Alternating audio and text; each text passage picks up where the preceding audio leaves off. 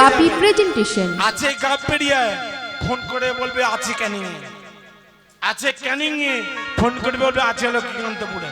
কি বাবা মিথ্যা কথা হয় না? কলিযুগে 3 ভাগ মিথ্যা কথা হবে, 1 ভাগ সত্যি কথা হবে। কি বাবা বিচার সভা বিচার হয়, যে সত্যি কথা বলে তার মাথায় গাড়ি পড়ে না? আপনারা বলুন, যে সত্যির পথে চলে, যে ন্যায় নিষ্ঠার পথে চলে, সমাজের লোক তাকে দূরে সরিয়ে দেন, কোনো কাজে দায়িত্ব দেয় তাদেরকে দেয় না। কেন? সত্যি কথা বলে বলবে তো, মিথ্যে আশ্রয় নেবেন না তো, তাই তাদেরকে সরিয়ে দেবে, তাদেরকে রাখবে না, ভালো কাজ করতে দেবে না। তাই তুলসীদাস বলছে, মা কলিযুগে এমন একটা দিন আসবে, বিচার সভা বিচারটা হবে, যে সত্যি কথা বলবে তার মাথায় লাঠি পড়বে, আর ছোটা আছে জগৎ বলা মিথ্যেতে সারা পৃথিবী ছেয়ে যাবে। সন্তান পিতা মাতার কাছে মিথ্যা কথা বলবে, শিষ্য গুরুদেবের কাছে মিথ্যা কথা বলবে, ছাত্র মাস্টার মশাইয়ের কাছে মিথ্যা কথা বলবে। কি বাবা এগুলো হচ্ছে কিনা? হচ্ছে কমা, সব ভুলে যাচ্ছে। তবে একটা কথা বলে যাই, সত্যের দীপ চোখে জ্বালিয়ে আঁধারির পথ যাও বেরিয়ে। কেউ যদি সত্য নিষ্ঠা ন্যায়ের পথে চলে গো, একটা কথা বলে যাই, তার গাড়ি বাড়ি হয়তো হবে না, জমি জায়গা লক্ষ লক্ষ টাকা ব্যাংক ব্যালেন্স হবে না, এই গাপেরিয়া সত্য আশ্রমে একটা কথা বলে যাই, দুবেলা দুমুঠো খাওয়া পড়ার মাখা তার কোনোদিন অভাব হবে না। নিরাই গৌর হরিবল হরিবল। কেউ যদি সত্যবত থাকে, দুবেলা দুমুঠো খাওয়া পড়ার মাখা তার কোনোদিন অভাব হবে না, কোনোদিন অভাব হবে না। তাই তুলসীদাস বলল, মা গো কলিযুগে এমন ঘটনা ঘটবে। আর কে ডেকেছিস বাবা? গো রস গলি ফিরি ফিরি সুরা বৈঠাই কয়। বলে মা গো কলিযুগে এমন একটা দিন আসবে, গোয়ালারা কাঁধে বাং নিয়ে বলবে, গো দুধ নেবে গো, ও গাম্মাস দুধ নেবে গো, ও গাম্মাস দুধ নেবে গো। কেউ দুধ খাবে না। আর ওই গোচারণ বাজারে একটা লাইসেন্স করার দোকান বসানো থাকবে। কলির মানুষ যেমন কিরোসিন তেল আনতে গেলে লম্বা হয়ে লাইন দেয়, ওই গোচারণ বাজারে লম্বা হয়ে লাইন দেবে, আগে টাকা দাও তবে মালটি আসবে। দুধ কেউ খাবে না মা, দুধ খাওয়া ভুলে গিয়ে সবাই মদ খাবে। দুধ খাওয়া ভুলে গিয়ে সবাই মদ খাবে। কবে কে দুধ খেলে এক ফোঁটা কি হবে না হবে না হবে, মদ খেলে একবারে সঙ্গে সঙ্গে একসাথে খাওয়ার সঙ্গে সঙ্গে একসাথে। বলে আপেলেতে পোকায় আছে দুধেই আছে জল, আপেলেতে পোকায় আছে দুধে আছে জল, আবার বিড়ি খেলে বুদ্ধি বাদে মদে মহাবল। আপেলেতে পোকায় আছে দুধে আছে জল, বিড়ি খেলে বুদ্ধি বাড়ে মদে আনে বল। আবার আপেলেতে পোকায় আছে দুধেই আছে জল, বিড়ি খেলে বুদ্ধি বাদে মদে মহাবল। আপেলেতে পোকায় আছে দুধে আছে জল, বিড়ি খেলে বুদ্ধি বাড়ে মদে আনে বল। ভক্তমণ্ডলী আপনারা বলুন তো, আপেলেতে পোকা আছে কি বাবা? আপেলে পোকা আছে? আপনারা কি বলেন? আছে তো? আপেলে পোকা কেন? আপেলে সাপ ছিল, সাপ সাপ দংশন করেছিল কাকে? একদম চরণ বন্দ্যোপাধ্যায় রাজা পরীক্ষিতকে সর্বনিধন যজ্ঞ করেছিল জন্মেঞ্জয়। পৃথিবীতে তো সাপ আছে, সেই যজ্ঞের মধ্যে মরে যাবে, কেউ বাঁচবে না। কিন্তু বিধির বিধান কে করে খণ্ডন? কি গো কার সাহস আছে, কার সাধ্য আছে বিধির বিধান খণ্ডন করে? ভক্ত বাক্য নয় ব্যভিচার। কি বাবা ভক্ত অভিশাপ দিয়েছে, ফলবে না? ভগবান বলে কি রাল নাকি? এই যে আমি বাউনের ছেলে, আমি যদি খারাপ কাজ করি, তোমাদের কষ্ট দিই, দুঃখ দিই, তোমাদের যে দুঃখ কষ্ট লাগলো আমার খারাপ হবে না নাকি? বাউন বলে খবরদার নয়, এই মনোভাবকে ভাববেন না। কর্ম যদি খারাপ করি, ব্রাহ্মণ হোক, হাড়ি হোক, মুচি হোক, কেওড় হোক, ডম হোক, তার ফল ভোগ করতেই হবে। পাপ কোনোদিন পাপকে ছাড়বে না। পাপ পাপকে ছাড়বে না। রাজা পরীক্ষিতকে সাপে কামড়াবে 1 সপ্তাহের মধ্যে, মৃত্যু তার হবে। সাপ যাবে কোথায়? সেই ভক্তরা রাজা পরীক্ষিত দেখার জন্য উপহার নিয়ে যাচ্ছিল, কি ফল কেউ মিষ্টি। ওই আপেল নিয়ে যাচ্ছিল একজন ভক্ত, আপেলের মধ্যে আশ্রয় নিয়েছিল তক্ষক না, কি বাবা বলেছ, সেই তক্ষক না রাজা পরীক্ষিতকে মস্তক দংশন করেছিল, তার মৃত্যু হয়েছিল। আপেলের পোকা কেন গো মা? সাপও থাকে। দুধে হাতে জল, দুধে জল দেয় না, কি যে মনে করবেন না আমাদের ওই সাইডে গোয়ালা দেয়, বলে দুধে না জল দিলে বাছুর নাকি মাথা, বাছুরের নাকি মাথা করে দুধে না জল দিল। বা দুধ পাতলা হয় তো মাঝে মাঝে বলি কি করে রাখো মা দুধ কেন পাতলা? বলিনি খোকা, দিন কতক যে হালি ঘাস কাটছে, হালি ঘাস গো মা, কি বলতে পারে কি চপ্প বলে হালি ঘাস নাকি দুধ পাতলা হয়। আমরা তো দেখেছি বাবা, এগুলো মিথ্য নয়। ওই সকালবেলা গোয়ালরা যখন বড় বড় হাঁড়ি নিয়ে বাঁশ পাতা ঢুকিয়ে গায়ে ধুতে যায়, ফাঁকা মাঠ দিকে জল দিয়ে ঢেলে দেয়, এটা আমরা দেখেছি, মিথ্যে কথা নয়। এখান থেকে গোয়াল আছে নাকি? আচ্ছা, রাত্রি কি এখানে খাওয়া দাওয়া হবে? রাত্রি দিয়ে কি খাওয়া দাওয়া এখানে হবে? রাত্রে খাওয়া দাওয়া হবে এখানে আশ্রমে? হবে? খিচুড়ি হবে কি? হয়ে গেছে, ওই জন্য আমার টিফিন পাচ্ছি। টিফিনে আওয়াজ যা করছে দেখো না, গান কেউ শুনলে ধর টিফিন নাড়াচ্ছি, মানে খিচুড়ি দাও খিচুড়ি দাও। পাবি রে মা, দাঁড়ান একটুখানি, আর 8 ঘন্টা টাকা হলো নেবো, কষ্ট হবে না মা? কর করে অনেক টাকা নেবো মা, 14,000 টাকা নেবো মা, একটু কষ্ট হবে না মা? একটু গাইতে দে না, টিভি নাড়াচ্ছে সামনে। তাহলে বিড়ি খেলে বুদ্ধি বাড়ে, মদে মহাবল। খুব চিন্তা ভাবনা যখন হবে, মায়েরা তোরা লক্ষ্য করে দেখবি, বাবাদের যদি কারো বিড়ি কানে থাকে খুব চিন্তা ভাবনা, বাবারা কি করে পকেট থেকে বার করে ধরিয়ে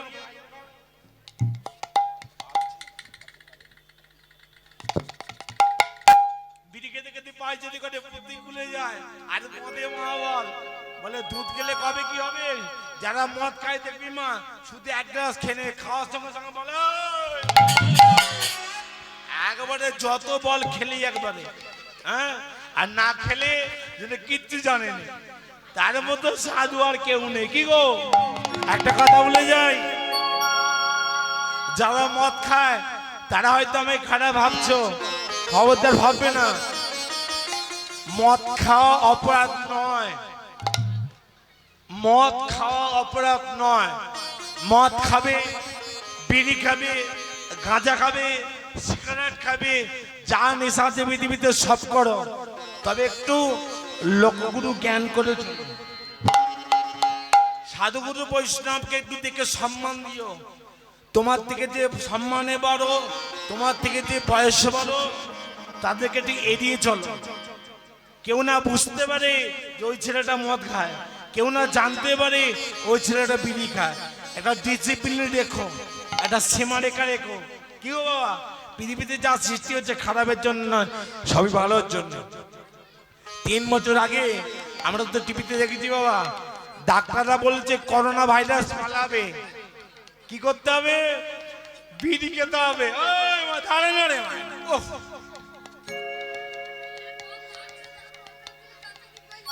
ও মায়েরা, একটা কথা বলি, কথাগুলো শোনো না, কথাগুলো কাজ দেবে, মিথ্যে নয় তো কথাগুলো। ডাক্তার বলেছিল বিড়ি খাও, করোনা সারবে। আমাদের ওই সাইডে আপনাদের এখানে হয়েছিল, এখানে বলতে পারো না, কত মেয়ে বিড়ি ফুঁকতেছে, কেন? বাঁচার জন্যে। বলে মদ খাও, মদ খেতে হবে, ডাক্তাররা বলছে মদ খেলে করোনা ভাইরাস পালাবে। তাহলে পৃথিবীতে যা সৃষ্টি হচ্ছে খারাপের জন্য নয়, সবই ভালোর জন্যে। আমরা কি করি বাবা, বেশির জায়গায়, কমের জায়গায় বেশি করে খেয়ে ফেলি, সেই জন্য গন্ডগোলটা আমাদের হয়, তার জন্য বেশি নয়। তাই তুলসীদাস বলছে, মাগো ও মা শোনো, কলিযুগে এমন একটা দিন আসবে না, গলিতে গলিতে গোয়ালারা দুধ বিক্রি করে দুধ কেউ খাবে না, দুধ খাওয়া ছেড়ে দিয়ে সবাই মদ খাবে। আর কি বললো, বলে মাগো गुआ तो के कुत्ता पलेगा ओसी का बछड़ी भूखा साले याले उत्तम किलावे बाप ना बाए भूखा। गोवा तो के कुत्ता पड़ेगा গরুর দুধে কুত্তা পোষা হবে আচ্ছা মায়ের দুধ সেই বাছুরি খেতে পাবে না এই চৈত্র বৈশাখ মাসে প্রখর রৌদ্র তাপে বাছুরটা বাঁধা থাকে মাঠেতে খিদার জালে বাছুরটা হাম্বা হাম্বা হাম্বা করে ডাকবে তার মায়ের দুধ সেই বাছুরটা খেতে পাবে না খাবে কে বাড়িতে একটা বাড়ি পাহারা দেওয়ার জন্য অ্যালসেশিয়ান কুকুর থাকবে সেই কুকুরটা সেই গরুর দুধটা খাবে তুলসীদাসের মা কথাগুলো শুনে হাওয়া করে কাঁদছে তুলসীদাস মায়ের দুধ বাচ্চা খেতে পাবে না বলে না মা গরুর দুধ বাছুরি খেতে পাবে না এগুলো শুনতে আপনাদের খারাপ লাগছে আমি জানি বুঝতে পেরেছি আপনারা টোন কাটছেন আমাকে দেখে আপনারা কয়েকটা মা আমাকে দেখে টোন কাটছে এগুলো আপনাদের সহ্য হবে না কথাগুলো পরে বুঝতে পারবেন বুঝবি খুঁড়ি বেলা হলে লাউ গাছটা মরলে যখন লাউ গাছটা মরবে তখন বুঝতে পারবে তার আগে নয় বেলা হোক বুঝতে পারবে তুলসীদাসের মা বলছে কোলে শিশু দুধ পাবে না বলছে না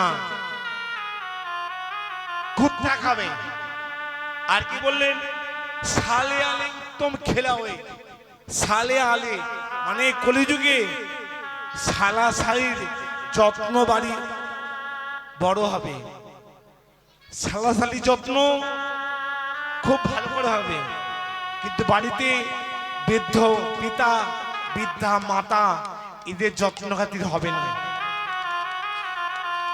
তারা দুবেলা দুমুঠো খাওয়ার জন্য ওত পেতে বসে থাকবে কখন ছেলের বউ দুটো খেতে দেবে তবে তারা খাবে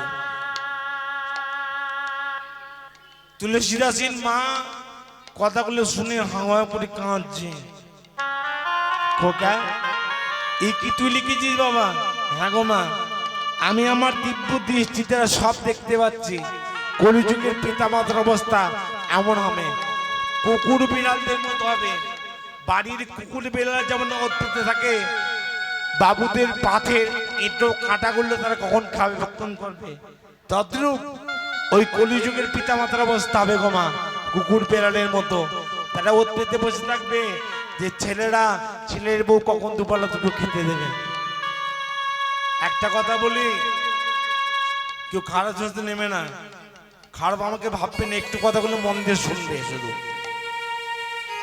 ওই মা যদি আমাকে পেটে না ধরতো আজকে আমি এতবার হতে পারতাম আমি কীর্তন গাইতে পারতাম পৃথিবীর আলো দেখতে পারতাম এত গাড়ি বাড়ি করতে পারতাম এত ব্যাংক ব্যালেন্স করতে পারতাম যদি ওই মা না থাকতো একটি সন্তানের দায় কত মা যে প্রাণ হারায় একটা মা সন্তানকে জন্ম দেবার জন্য যখন হসপিটাল নার্সিং হোমে যায় ডাক্তার বলে দিয়েছে নয় সন্তান বাঁচবে নয় মা বাঁচবে মা এই কথা শোনার পর ডাক্তারবাবু কি বলে জানেন যে ডাক্তারবাবু আমি মারা যাই ক্ষতি নেই কিন্তু আমার গর্ভের সন্তানরা যে আছে সেই জন্য বেঁচে থাকে তাকে বাঁচিয়ে রেখে নিজের জীবনকে বিপন্ন করে মা সন্তানকে জন্ম দেয় আজকে সেই সন্তান বড় হয়ে সেই পিতা মাতাকে কত কটু ভাষা বলে মারতে পর্যন্ত যায় খেতে দেয় না দুবেলা দুমুঠো খাওয়ার জন্য তারা চোখের জল ফেলে গো বাবা কষ্ট ওই জায়গাতে হয় তারা ভগবান ভগবান করে ঘুরে বেড়ায় তারা গলায় তুলসীর মালা করে তিলক সেবা করে হরিনাম শ্রবণ করে কিন্তু বাবা একটু মন দিয়ে দেখবেন বাবা একটু চোখ দিয়ে দেখবেন তারা বেশি করে পিতা মাতা খেতে দেয় না তারা বেশি করে পিতা মাতা খেতে দেয় না পিতা মাতার চেয়ে বড় গুরুদেব আর ভগবান কেউ হয় না গো বাবা আর কেউ হয় না পিতা স্বর্গ পিতা ধর্ম পিতা হি বড়বন্তব পিতরি পিতিবাবন্ত পিয়ন্ত সর্বদেবতা পিতা মাতা গুরু কর্ণে শুনতে পাই আর পিতা মাতার চেয়ে গুরু নাকি এই তীর্থমনে আর কেউ নাই হৃদয় কৃষ্ণ ছাড়া কে আছে আমার বিশ্ব চরাচর মাঝে কৃষ্ণ ছাড়া কে আছে আমার বিশ্ব চরাচর মাঝে কৃষ্ণ ছাড়া কে আছে আমার বিশ্ব চরাচর মাঝে কৃষ্ণ ছাড়া কে আছে আমার বিশ্ব চরাচর মাঝে যে ছিল আমার সুখে দুঃখের বন্ধু সে ছিল আমার সুখে দুঃখের বন্ধু সে ছিল আমার সুখে দুঃখের বন্ধু সে ছিল আমার সুখে দুঃখের বন্ধু সে ছিল আমার চিরকালের বন্ধু সে ছিল আমার চিরকালের বন্ধু সে ছিল আমার চিরকালের বন্ধু কৃষ্ণ ছাড়া কে আছে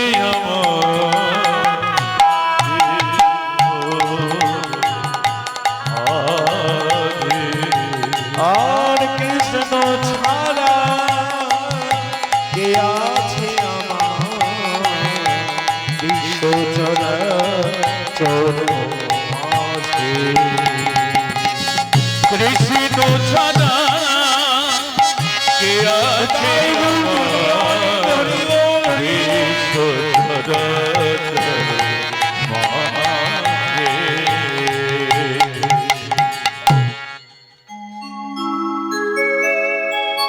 কৃষ্ণ ছাড়া কে আছে আমার এই বিশ্ব চরাচর মাঝে। ভক্তমণ্ডলী, তুলসীদাসের মা তুলসীদাসের এই কথাগুলো শুনে হতভম্বের মধ্যে বসে আছে। আর কি বললেন, বললে মা আরো ভয়ঙ্কর কথা তুমি শুনবে। কি কথা বাবা? না চোরকে ছাড়ি সাধুকে বাঁধি, পতিত গলায় ফাঁসি, আর ধন্য কলিযুক্তেরই তামাশা দুগ লাগিয়ে ওর হাসি।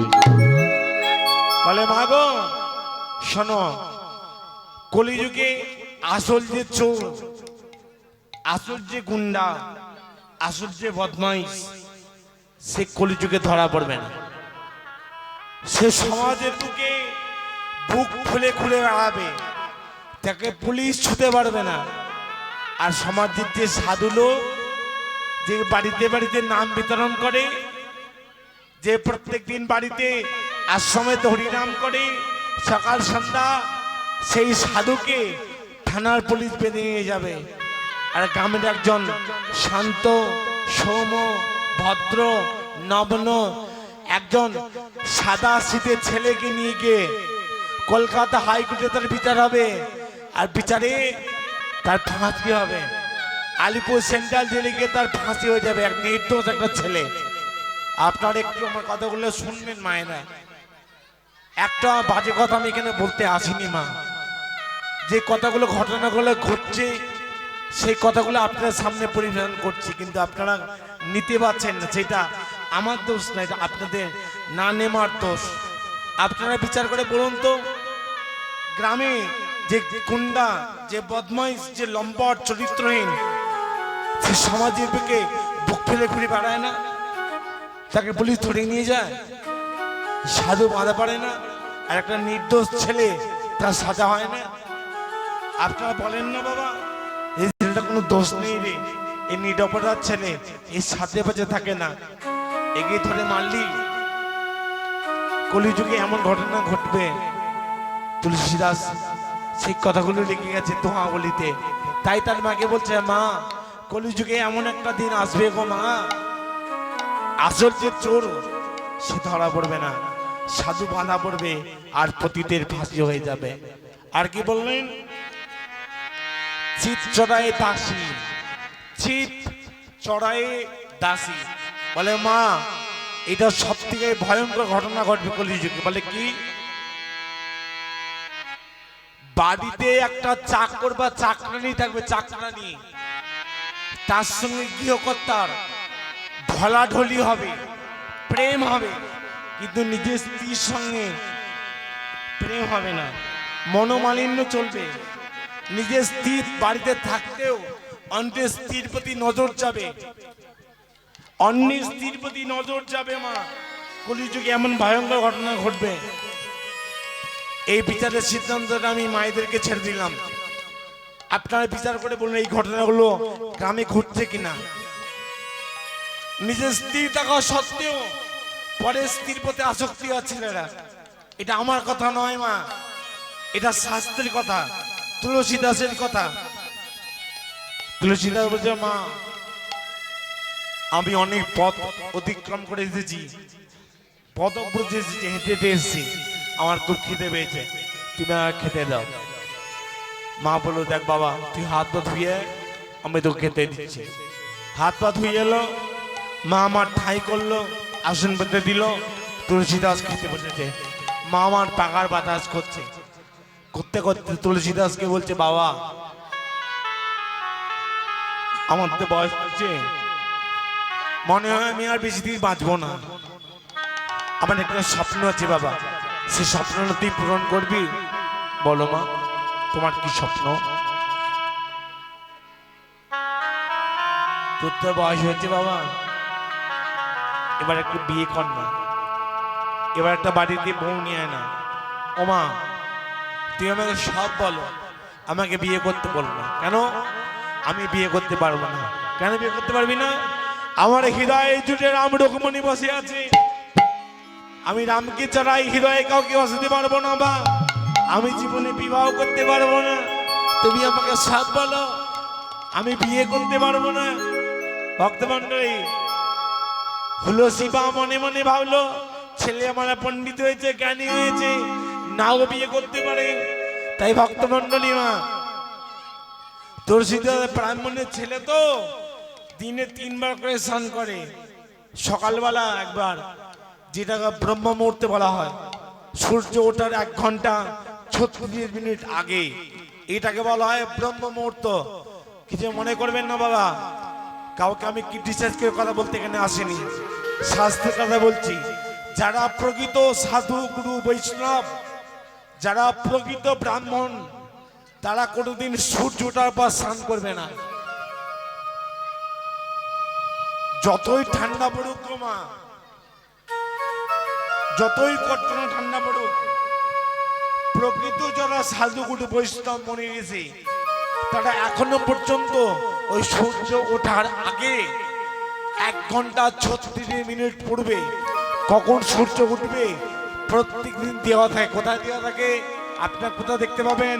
পাঁজিতে, পাঁজি পঞ্জিকা, ওই পঞ্জিকাতে দেওয়া থাকে কখন সূর্য উঠবে আর কখন সূর্য ডুববে।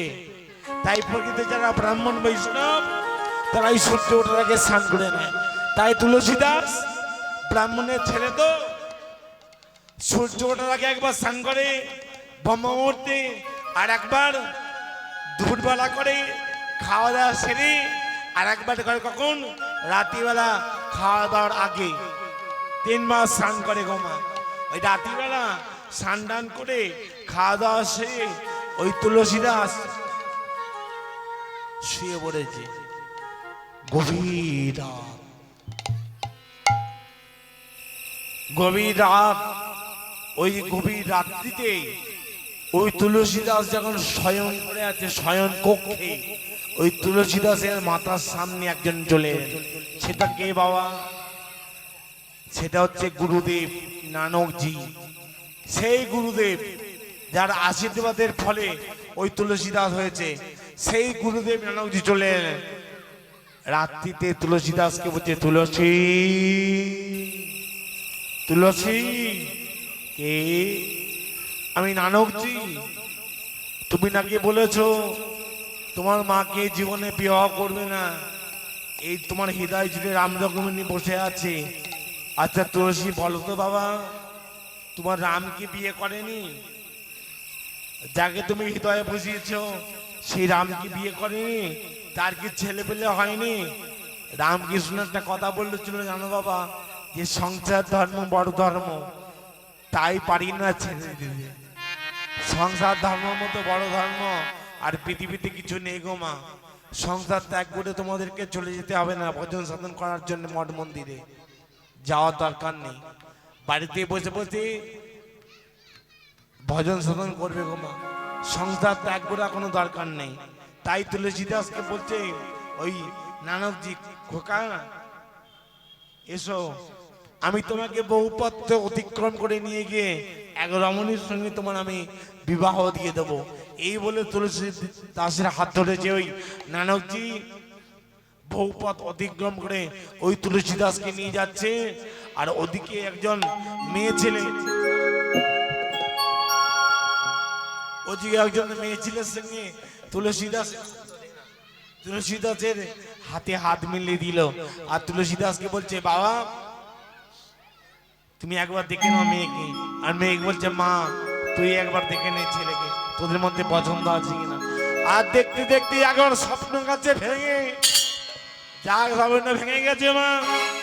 ও মেয়েরা, যখন স্বপ্ন ভেঙে গেছে তুলসী দাস মনে মনে ভাবছে, এই কি স্বপ্ন দেখলাম আমি? মাকে তো বলেছিলাম এ জীবনে আমি বিবাহ করব না, কি কি স্বপ্ন দেখলাম আমি? সকালবেলা ভোরের বেলা তৈলমর্দন করে নদীতে স্নান করতে যাবে, কোটি দেশ পর্যন্ত নেমে পড়েছে। কোটি মানে কোমর, এক কোমর জল নেমে পড়ে তুলসী দাস।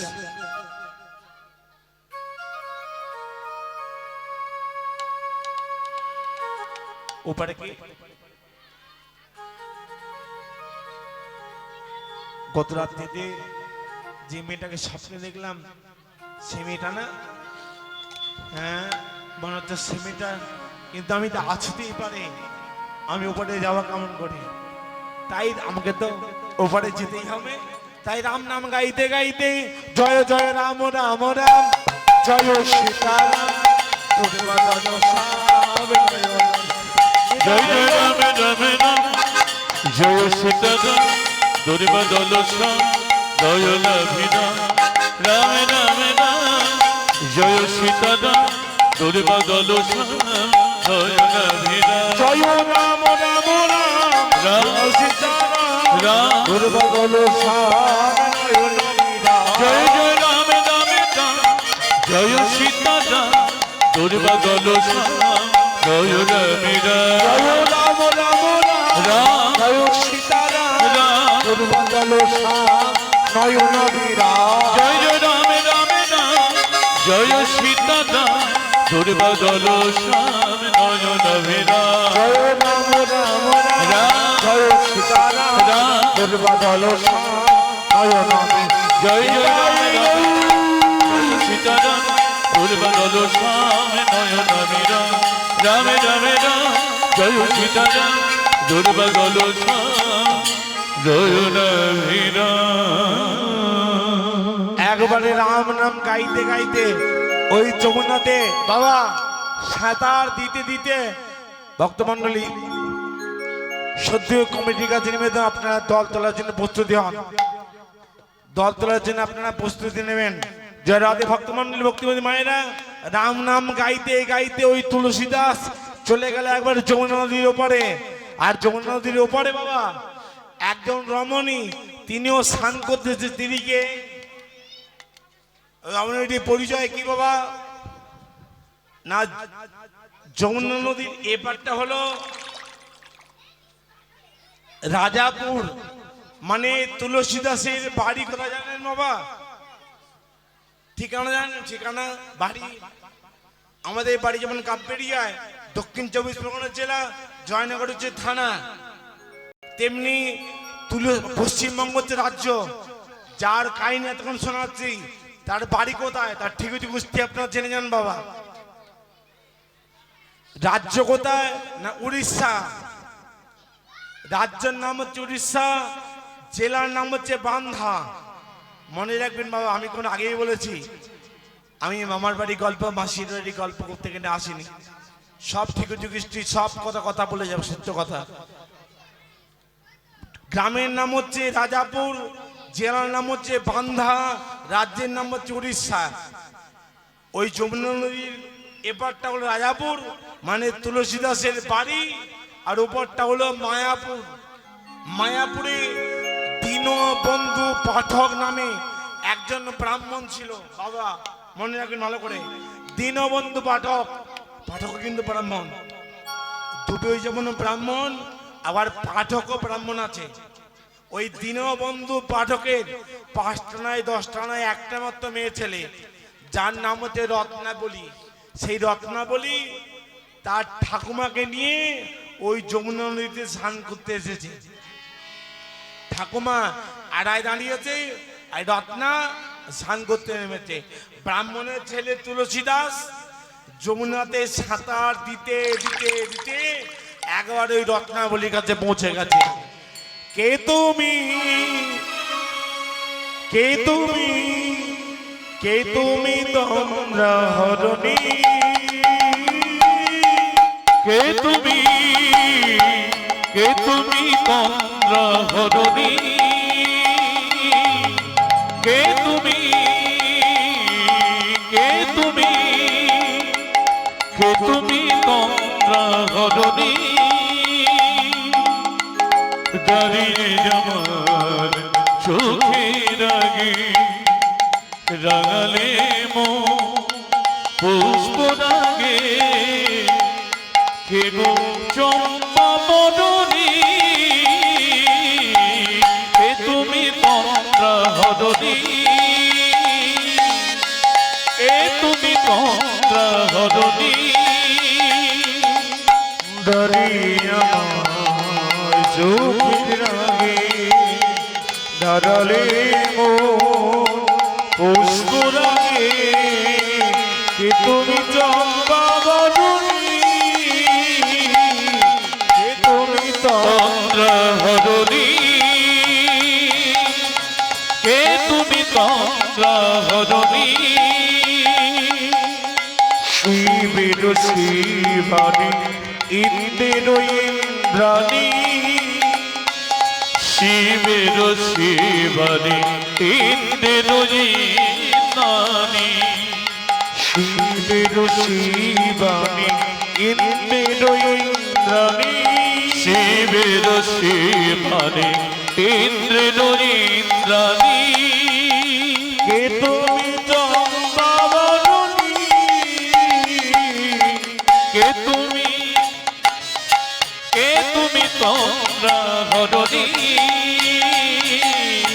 কে তুমি তন্দ্রা হরণী, আজ তোমায় দেখে হলো মনে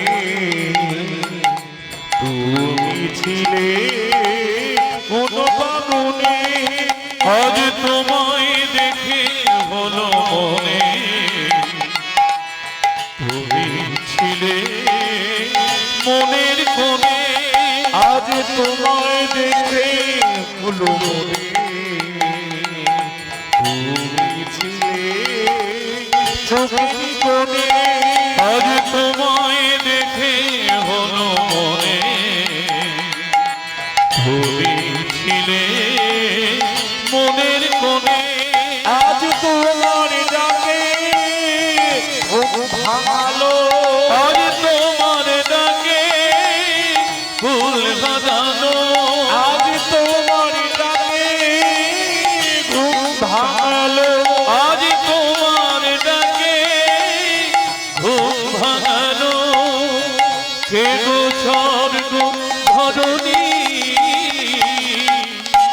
গো স্বপ্ন ধরণী, কে তুমি তন্দ্রা ভজনী,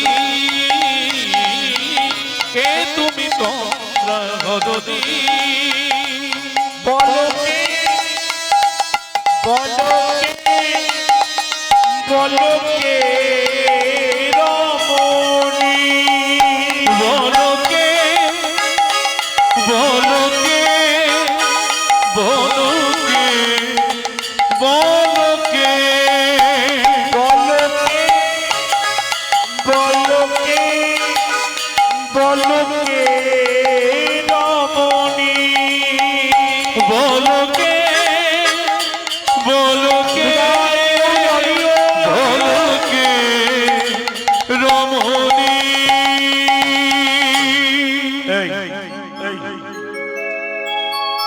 তোর নাম কি? তুলসীদাস মেয়ে ছেলেটাকে জিজ্ঞাসা করছে তোমার নাম কি? আমার নাম হচ্ছে রত্নাবলী। বাহ, খুব সুন্দর নাম তো আছে রত্না। তুমি একবার অঞ্জলি করো তো। রত্না অঞ্জলি করেছে। এখন রত্ন অঞ্জলি করেছে। তুলসীদাস এক অঞ্জলি জল মানে যমুনা থেকে নিয়ে রত্নাবলীর হাতে ঢেলে দিয়েছে। বাহ, যখনই এক অঞ্জলি জল রত্নাবলীর হাতে ঢেলে দিয়েছে, তুলসীদাস রত্নাবলীকে বলছে, রত্না, এই যে যমুনার জল আমি তোমাকে দিলাম, এই জল নিয়ে তুমি কি করবে? রত্নাবলী বলছে, ঠাকুর গো, এই যমুনা নদীকে আমি সাক্ষী রেখে আমি তোমায় পতিত্বে বরণ করলাম। আমি তোমায় পতিত্বে বরণ করলাম মানে স্বামী রূপে গ্রহণ করলাম। বাবা, খুব ভালো কথা। আচ্ছা রত্না, তুমি না আমাকে স্বামী রূপে গ্রহণ করলে, এবার একবার তুমি অঞ্জলি করো তো। এবার তুলসীদাস অঞ্জলি করেছে। রত্নাবলী এক অঞ্জলি যমুনা থেকে জল নিয়ে তুলসীদাসের হাতে ঢেলে দিয়েছে। যখন তুলসীদাসের হাতে ঢেলে দিয়েছে, বাবা, রত্নাবলী জিজ্ঞাসা করছে, আচ্ছা ঠাকুর, এই জল নিয়ে তুমি কি করবে? তখন তুলসীদাস বলছে, আচ্ছা রত্না, আমি এই আকাশ বাতাস চন্দ্র সূর্য এবং এই যমুনা নদীর তীরভূমিকে সাক্ষী রেখে আমি তোমায় পানি গ্রহণ করলাম, আমি তোমায় স্ত্রী রূপে গ্রহণ করলাম। ভক্তমন্ডলী, ভক্তিপতি মায়েরা, আড়াতে কে দাঁড়িয়েছিল? আড়াতে, যমুনা নদী আড়াতে কে দাঁড়িয়েছিল বাবা? ঠাকুমা। ঠাকুমাকে তো সঙ্গে নিয়ে স্নান করতেছে যমুনাতে মেয়ে ছেলেটা, ঠাকুমা দাঁড়িয়েছে। এই তুলসীদাসের আপনার কথোপকথন এখন ঠাকুমা শুনতে পেয়ে গেছে। এই রত্না, রত্না, কার সঙ্গে কথা বলছিস? কে এসেছে? রত্না বলি, ঠাকুমা, কে এসেছে জানো? কার সঙ্গে কথা বলছিস জানো? শোনো, এই যে রাজাপুরের মদন মোহন আমায় এসেছে নিতে। নিতাই গৌর হরি হরি বল। রাজাপুরের মদন মোহন আমায় এসেছে নিতে। এই যে রাজাপুরের মদন মোহন এসেছে নিতে। এই যে রাজাপুরের মদন মোহন এসেছে নিতে। আমি এপারে হতে ওপারে যাব, আমি যে পার হতে হরে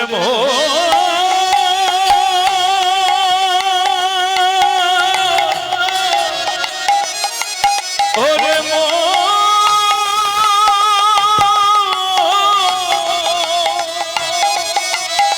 ওরে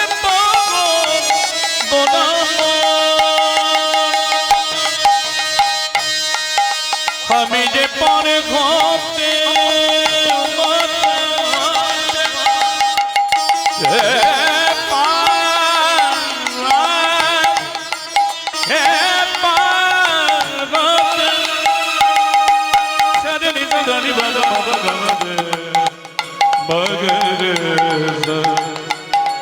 সরে সরে সরে